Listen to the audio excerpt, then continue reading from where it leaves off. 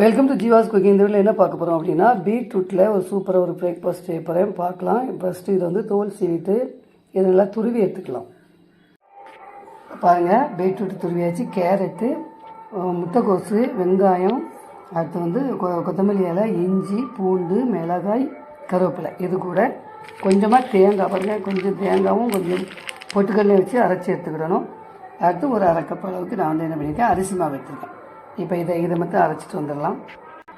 பாருங்கள், இப்போ வந்து தேங்காவும் பொட்டுக்கல்லையும் அரைச்சி எடுத்தாச்சு. இப்போ இது எல்லாத்தையும் போட்டு நல்லா மிக்ஸ் பண்ணி எடுத்துக்கலாம். பாருங்கள், எல்லா காயையும் போட்டுட்டு நான் வந்து இந்த பொட்டுக்கல்ல தேங்காய் அரைச்சி மாவு போட்டேன். இப்போ அடுத்து வந்து என்ன பண்ணிடலாம்னா, இந்த அரிசி மாவையும் சேர்த்துக்கலாம். சேர்த்துட்டு நம்ம தேவையான அளவு உப்பு ஃபஸ்ட்டு சேர்த்துருங்க.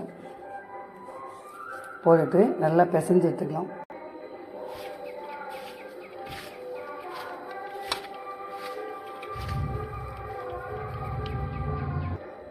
பாருங்கள், இதை அப்படியே நம்ம தண்ணி ஒன்றும் தொளிக்க வேண்டாம். இதை அப்படியே நல்லா பிசைஞ்சு விட்டுட்டு நம்ம இட்லி தட்டில் வச்சு என்ன பண்ணிடணும், ஆவியில் வேக வச்சிடணும். பார்க்கலாம். பாருங்கள், இந்த மாதிரி கரண்டியில் எடுத்துட்டு நம்ம என்ன பண்ணணும், கரெக்டாக இந்த குழியில் இப்படி வச்சிடணும். இதே மாதிரி எல்லா குழியும் நிரப்பிடணும். பாருங்கள், எவ்வளோ மாவு இருக்கோ அந்த அளவுக்கு நம்ம என்ன பண்ணிடலாம், இந்த மாதிரி எடுத்து வச்சிடலாம்.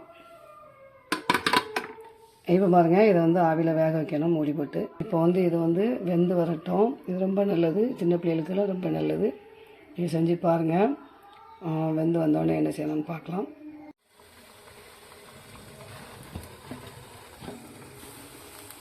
பாருங்கள், சூப்பராக வந்துட்டு இதை நம்ம தட்டில் எடுத்து வச்சு சாப்பிட்லாம். நீங்கள் செஞ்சு பாருங்கள், எப்படி இருக்குன்னு கமெண்ட்ஸில் கொடுங்க.